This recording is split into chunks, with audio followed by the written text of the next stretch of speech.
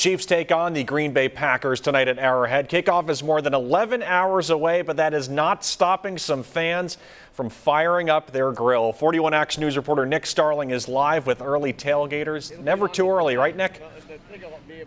That's right, Tom. People have been out here before 5 o'clock this morning, and it is a party out here. And one of the things, you can't have tailgate without food, and we're joined by Dustin here. You live in Illinois, right? Yes. Yeah, St. Louis area. St. Louis area. And talk a little bit about having a tailgate here many hours before the game. Well, it's just, we planned on being here. Tommy here was at 3:30 this morning, so he'll be out here 20 hours, because by the time you get out of the stadium, it'll be midnight, because we just sit around and wait for the traffic to die. And we have all 3 squares here. We do breakfast, we'll have lunch, and then he's got the ribs in the smoker for dinner. Yeah, you can't have a tailgate without Kansas City barbecue, right? No, so it's kind of cool. Barbecue in Kansas City is going to be right here. Here you go. Ooh, that looks delicious. How long are you going to have this out for? We just put it in, so it'll be probably about 6 hours from now. We'll be eating some ribs and some pulled pork. Do you come out here this early every game? Yes, absolutely. Breakfast, lunch, and dinner. I'm sure you are a pretty popular guy then, with a lot of people coming over, just even smelling the food this early in the morning. Yeah. Well, in the Wingnuts group, I'm the quartermaster, so I'm in charge of equipment and food. So And I heard that Andy Reid likes to stop by it too. He did. We gave him a bunch of tomatoes and all kinds of good stuff. So he stops by and always says hi. Yeah. And M&Ms. So yes, and a lot of players stop by. Nick Lowry stopped by the other day too for a couple hours. It was fun. Sounds like a lot of fun here. And any predictions for the game? You know, Mr. Mahomes is out today, unfortunately. 27-24 Chiefs. Chiefs, yeah. Win by a field goal. Hopefully the defense will show up again like they did last week and win it for us. We're going to have to rely on the defense today, I think. Yeah. But Andy Reid's good with backup quarterbacks, so maybe we'll have a good day. Well, thank you, Dustin, for joining us this early in the morning. Hey, regardless, we'll have a good time. Absolutely. Food, friends, fun. All right. It's never a bad time. All right, a lot of fun out here. Tom, we'll send it back to you. And those ribs, boy, do those look delicious. It looks like a fun morning out there, Nick. If you're headed to the game, though, parking lot gates open at 2, stadium gates will open at 5, and kickoff, of course, is at 7:20. You can also watch from the comfort of your couch. 41 Action News is your home of the Chiefs, and we'll have live coverage from Arrowhead starting at 5 tonight. And don't go anywhere after the game. We'll also bring you live post-game coverage. If you missed Saturday's National Drug Take-Back Day, you still have a chance to drop things off. Law enforcement officers across the country are collecting unused, unwanted, or expired medication. They're also now collecting vaping products. The goal is to keep all of these items out of the wrong hands. Whether it's grandkids or folks who may be tempted to abuse those medications. We've also seen where there are burglars who target homes specifically looking for some of those prescription medications. Many police departments have a bin where you can drop items off year-round. Tomorrow, St. Joseph Medical Center will hold a seminar about the harms of vaping. It's from 5 to 6 in the Alex George Auditorium Community Center at St. Joseph Medical Center. The goal is to educate the community on vaping with a lung health coordinator. Wild weather across the country will tell you who is seeing a tough time from Mother Nature while we enjoy a calm day.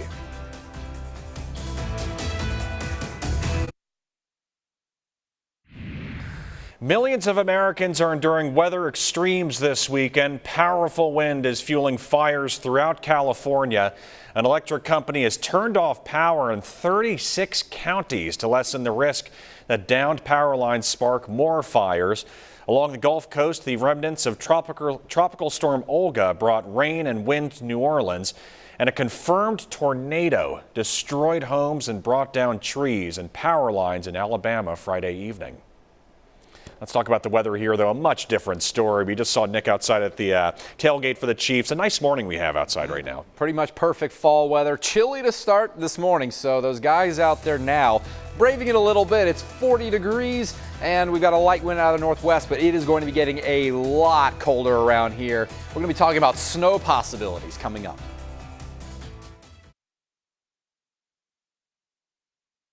Good morning. morning, everybody. The Chiefs officially ruled Patrick Mahomes out on Friday, leaving Matt Moore the keys to the Jag. Moore has to keep the Chiefs in the best possible playoff spot, and his first test will be tonight against the Green Bay Packers. Moore has held his own during his time in the league, 30 starts under his belt. Moore's most memorable season came in 2011, where he started 12 games for Miami, throwing 16 touchdowns with 9 interceptions. The Chiefs have faith in this guy. He's done a nice job, taking the reps and working through it.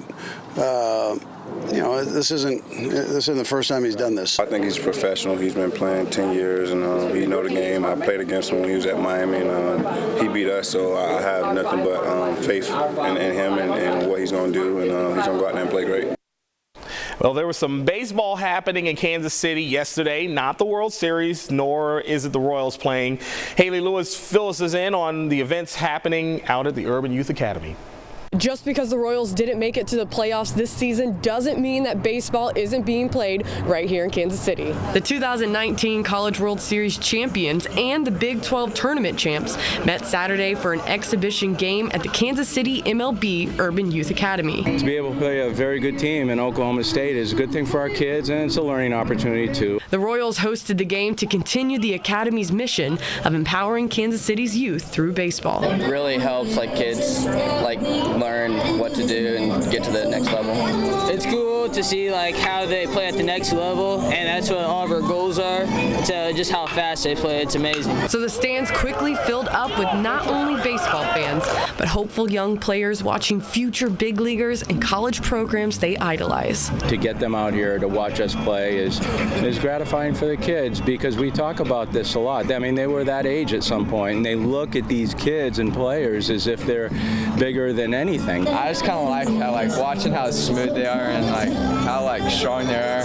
Pretty much just hit the ball. It's just really cool to see what's going on and what it could take to be able to play here or be able to play for either of these programs would be really cool. And hopefully today's game is another step in the right direction for the Royals as they continue to grow their presence among Kansas City's youth. Reporting in Kansas City, Haley Lewis, 41 Action News. Thank you very much, Haley. Good to see those two baseball teams playing out there yesterday. That is your look at sports. Have a beautiful day. All right, let's turn our attention to the weather right now for anyone heading out to the Chiefs game later today. Maybe we're heading out to church later this morning. A nice morning we have outside right now. Chilly, but great. And so if you're enjoying some breakfast inside, classic style, or like one of these Chiefs fans that are out there having some barbecued ribs and beer for breakfast. It's never too early, right? To each his own. It is never too early to start firing up the barbecue and having that. Pretty day we've got. Look at it from the KV Complete Skyview Network, and we have sunshine across the area. And it's not going to stay this way, unfortunately, the entire morning. So later on, we'll start to see the clouds thickening up a bit. But beautiful fall weather we've got. Look at the trees really starting to show up through their colors as we're entering more of a peak for some of our fall colors. Maybe not as vibrant as I remember from last year. Last year, we had just the ideal conditions for those colors to pop out, but still beautiful colors out there still. Looking at our temperatures, chilly air around. We're in the low 40s across the metro, but it is 33 degrees in Lawrence, 38 in Topeka, 37 in Hiawatha, so many 30s mixed in here. And as you notice, our winds are starting to shift out of the north. We have a cold front very slowly going by here. That is going to shift our wind, and it's going to pick up a little bit. And with that, it'll bring a little bit of cloud cover too. So later on this afternoon, we'll see increasing clouds, mild temperature around 57 degrees. Could reach 60 if we get a little more sunshine. Excuse me. All right, now moving into the game time, things are still looking decent. We will see again the clouds thickening up. Temperatures in the 40s, chilling down into the low 40s by the end. A light sprinkle possible as we move past sunset, so just keep that in mind. We're not talking about heavy rain, but enough where it may dampen things down just a bit. Now, bigger systems are going to come our way a little bit later on into the week. Cold air and the mild air being split by that same front that's coming through, and we're going to have a few disturbances right along it or behind it in the cold air. This is going to be more like winter as we move into this week here. So Monday, the first disturbance arrives. It's going to be a little bit of a mixture of some light rain, possibly mixing with snow, moving through late Monday night into Tuesday morning. The next disturbance arrives on Wednesday, and this one's a little bit bigger, a little bit stronger, depending on the track is what we'll see. If it tracks further north, we may be in more of the rain, but this particular model data is showing it a lot further south, which would bring us more into the snow category, especially as we move into Wednesday and Thursday. If this track were to happen, we'd be looking at some accumulations, especially up to the north of us. But again, there's so much that can happen between now and Thursday that we are definitely not going to forecast accumulations yet. Still very much a difference in the data from day to day. All right, so that is the way it's shaping up, but accumulations are possible this time of the year. And last year we had our first measurable snowfall on October 14th. Now, the years before that waited all the way till December. It was on Christmas Eve the year before. Nearly an inch of snow there, and our average first inch of snowfall is around December 13th, but it's not unheard of to have some white snowflakes coming down even this time of the year. So we'll see what happens. We have two possible chances of that. Again, the first on Monday. Wednesday and Thursday will be that second system that arrives. All right, and all morning long we've been following updates on the death of ISIS's top leader during an attack in Syria. We now go live to the White House for comments from President Donald Trump.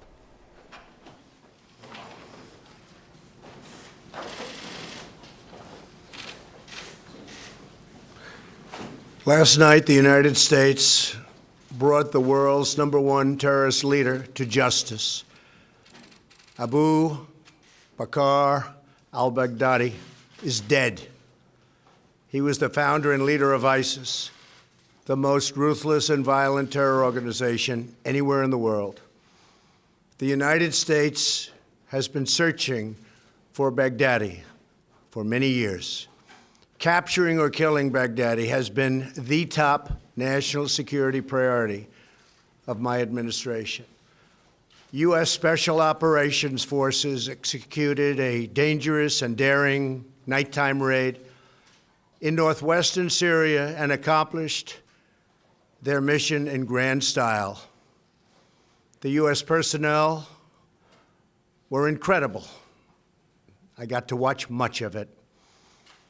No personnel were lost in the operation, while a large number of Baghdadi's fighters and companions were killed with him. He died after running into a dead-end tunnel, whimpering and crying and screaming all the way. The compound had been cleared by this time, with people either surrendering or being shot and killed. 11 young children were moved out of the house and are uninjured. The only ones remaining were Baghdadi in the tunnel, and he had dragged 3 of his young children with him. They were led to certain death. He reached the end of the tunnel as our dogs chased him down. He ignited his vest, killing himself and the 3 children. His body was mutilated by the blast. The tunnel had caved in on it in addition. But test results gave certain, immediate, and totally positive identification. It was him. The thug who tried so hard to intimidate others spent his last moments in utter fear, in total panic and dread, terrified of the American forces bearing down on him. We were in the compound for approximately 2 hours, and after the mission was accomplished, we took highly sensitive material and information from the raid, much having to do with ISIS, origins, future plans, things that we very much want. Baghdadi's demise demonstrates America's relentless pursuit of terrorist leaders and our commitment to the enduring and total defeat of ISIS and other terrorist organizations. Our reach is very long. As you know, last month we announced that we recently killed Hamza bin Laden, the very violent son of Osama bin Laden, who was saying very bad things about people, about our country, about the world. He was the heir apparent to Al-Qaeda. Terrorists who oppress and murder innocent people should never sleep soundly, knowing that we will completely destroy them. These savage monsters will not escape their fate, and they will not escape the final judgment of God. Baghdadi has been on the run for many years, long before I took office. But at my direction, as Commander-in-Chief of the United States, we obliterated his caliphate 100% in March of this year. Today's events are another reminder that we will continue to pursue the remaining ISIS terrorists to their brutal end. That also goes for other terrorist organizations. They are likewise in our sights. Baghdadi and the losers who worked for him, and losers they are. They had no idea what they were getting into. In some cases, they were very frightened puppies. In other cases, they were hardcore killers. But they killed many, many people. Their murder of innocent Americans, James Foley, Stephen Sotloff, Peter Kasich, and Kayla Mueller, were especially heinous. The shocking publicized murder of Jordanian pilot, a wonderful young man, spoke to the king of Jordan. They all knew him, they all loved him. He was burned alive in a cage for all to see on the execution of Christians in Libya and Egypt, as well as the genocidal mass murder of Yazidis, rank ISIS among the most depraved organizations in the history of our world. The forced religious conversions, the orange suits prior to so many beheadings, all of which were openly displayed for the world to see. This was all that Abu Bakr al-Baghdadi, this is what he wanted. This is what he was proud of. He was a sick and depraved man, and now he's gone. Baghdadi was vicious and violent, and he died in a vicious and violent way as a coward, running and crying. This raid was impeccable and could only have taken place with the acknowledgement and help of certain other nations and people. I want to thank the nations of Russia, Turkey, Syria, and Iraq, and I also want to thank the Syrian Kurds for certain support they were able to give us. This was a very, very dangerous mission. Thank you as well to the great intelligence professionals who helped make this very successful journey possible. I want to thank the soldiers and sailors, airmen, and Marines involved in last night's operation. You are the very best there is anywhere in the world. No matter where you go, there is nobody even close. I want to thank General Mark Milley and our Joint Chiefs of Staff. And I also want to thank our professionals who work in other agencies of the United States government and were critical to the mission's unbelievable success. Last night was a great night for the United States and for the world. A brutal killer, one who has caused so much hardship and death, has violently been eliminated. He will never again harm another innocent man, woman, or child. He died like a dog. He died like a coward. The world is now a much safer place.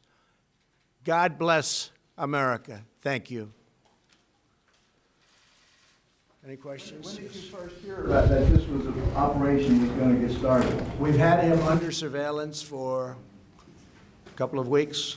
We knew a little bit about where he was going, where he was heading. We had very good information that he was going to another location. He didn't go. 2 or 3 efforts were canceled because he decided to change his mind, constantly changing his mind. And finally, we saw that he was here, held up here. We knew something about the compound. We knew it had tunnels. The tunnels were dead end for the most part. There was one we think that wasn't, but we had that covered too, just in case. The level of intelligence, the level of work was pretty amazing.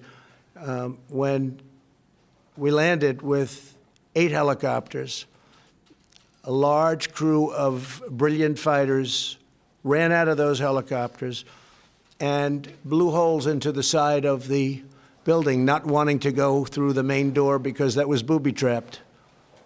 And it was something really amazing to see. I got to watch it along with General Milley, Vice President Pence, others in the Situation Room.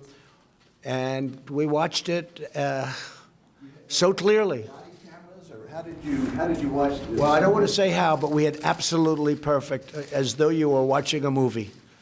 It was that and the technology there alone is really great. A big part of the trip that was of great danger was it was approximately an hour and 10-minute flight, and we were flying over very, very dangerous territory. In fact, some of our leaders said that could be the most dangerous, flying in and flying out. And that's why last night we were so quiet about it. We didn't say anything. And I didn't make my remark until after they had landed safely in a certain area. But the flight in, the flight out was a very, very dangerous part. There was a chance that we would have met unbelievable fire. Russia treated us great. They opened up. We had to fly over certain Russia areas, Russia-held areas. Russia was great. Iraq was excellent. We really had great cooperation. And you have to understand, they didn't know what we were doing and where we were going exactly. But the ISIS fighters are hated as much by Russia and some of these other countries as they are by us. And that's why I say they should start doing a lot of the fighting now, and they'll be able to. I really believe they'll be able to. Yes, Jennifer? Can you say what role the Kurds played in this, just generally? They gave us not a military role at all, but they gave us some information that turned out to be helpful, the Kurds. And can you tell us what the role of Turkey might have been in Iraq? Who? What was the role of Turkey? How did they help? Turkey, we dealt with them. They know we were going in. We flew over some territory. They were terrific, no problem. They were not problem. You know, they could start shooting, and then we will take them out, but a lot of bad things can happen. Plus, it was a very secret mission. We flew very, very low and very, very fast. But it was a very dangerous part of the mission. Getting in and getting out, too, equal. We went in identical, we took an identical route. We met with gunfire coming in, but it was local gunfire. That gunfire was immediately terminated. These people are amazing. They had the gunfire terminated immediately, meaning they were shot from the airships. I'm trying to understand the timing. You talked earlier, several weeks about pulling troops out, and then troops were put back in, and then, I'm trying to understand the timing of when this operation. Well, I'll tell you, from the first day I came to office, and now we're getting close to 3 years, I would say, where's al-Baghdadi? I want al-Baghdadi. And we would kill terrorist leaders, but they were names I never heard of. They were names that weren't recognizable, and they weren't the big names. Some good ones, some important ones, but they weren't the big names. I kept saying, where's al-Baghdadi? And a couple of weeks ago, they were able to scope him out. These people are very smart. They're not into the use of cell phones anymore. They're very technically brilliant. They use the internet better than almost anybody in the world, perhaps other than Donald Trump. But they use the internet incredibly well. And what they've done with the internet through recruiting and everything, and that's why he died like a dog. He died like a coward. He was whimpering, screaming, and crying. And frankly, I think it's something that should be brought out so that his followers and all of these young kids that want to leave various countries, including the United States, they should see how he died. He didn't die a hero. He died a coward, crying, whimpering, screaming, and bringing 3 kids with him to die, a certain death. And he knew the tunnel had no end. I mean, it was a closed end. They call it a closed end tunnel. Not a good place to be. So this was going on before you made the announcement? We continue to follow these updates on the national security front. Again, President Donald Trump confirming the death of ISIS's top leader, Abu Bakr al-Baghdadi. All this coming during a raid by American forces in Syria. The president confirming al-Baghdadi died after detonating a suicide vest. But again, ISIS's top leader confirmed dead. We'll be back after this break. Good Sunday morning and welcome back. Gerard Jabali joining me here on the desk. A nice Sunday we have out there right now if you're planning on anything outside. Yeah. Great start to it. Chilly, but other than that, it should be a pretty nice day, and we'll continue to see the sunshine at least through the remainder of the morning. And yeah, as you notice, it's a little on the chilly side. Some places hitting the 30s. Right now, Olathe is at 38 degrees, Chillicothe 36. We're still at 40 degrees in Kansas City up at the airport. Lee Summit around 43. A very light wind right now, but this is a great crisp start to your October Sunday morning here.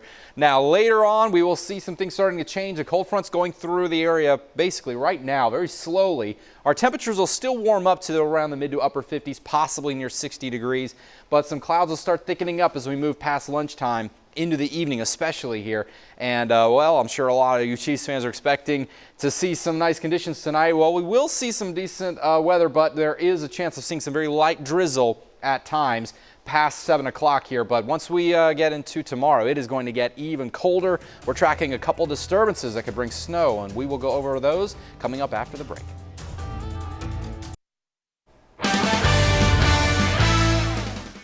Let's get a live look out at Arrowhead Stadium. As you can see, tailgaters got an early start to the day. Never too early. It's 5 o'clock somewhere, right? Kickoff is set for 7:20 tonight on your official home of the Chiefs, 41 Action News Station. Tailgating, as we said, already kicked off. We had some live coverage there, and we'll have plenty of more live coverage coming from Arrowhead Stadium with live reports at 5 o'clock.